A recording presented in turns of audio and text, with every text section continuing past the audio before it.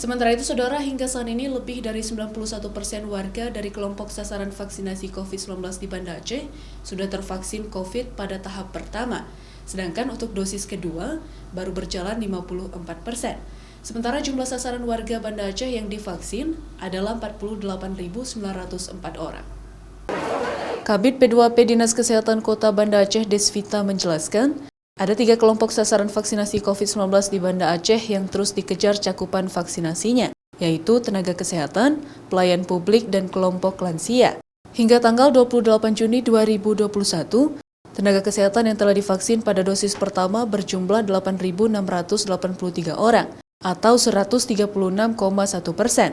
Sedangkan untuk dosis kedua berjumlah 6.679 orang, atau 104,7%. Angka tersebut melampaui dari jumlah sasaran tenaga kesehatan, yaitu 6.380 orang. Demikian juga dengan tenaga pelayan publik. Jumlah sasaran kelompok pelayan publik ini berjumlah 26.390 orang.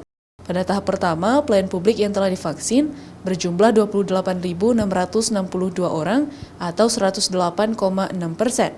Dan dosis kedua baru berjumlah 18.320 orang atau 69,4%.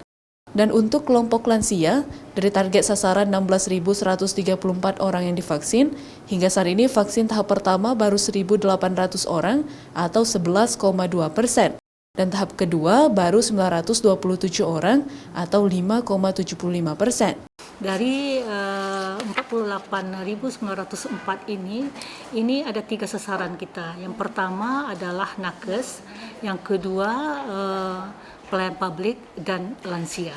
Jadi kita sekarang ini sedang gencarnya vaksinasi massal dan ditambah juga gebiar vaksinasi lansia di kampung-kampung. Pemerintah Kota Banda Aceh terus mempercepat vaksinasi COVID-19 dengan menggelar vaksinasi di area-area publik, seperti vaksinasi massal, gebiar vaksinasi lansia di kampung-kampung, dan di tempat-tempat lain untuk mengejar target cakupan vaksinasi COVID ini.